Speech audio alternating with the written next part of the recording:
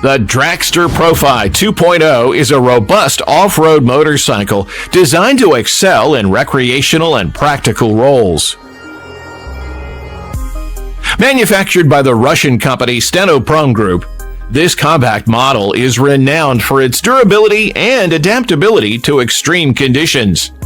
It's powered by a potent Leon GS21 engine, capable of reaching speeds of up to 50 kilometers per hour, making it suitable for fast-paced off-road adventures.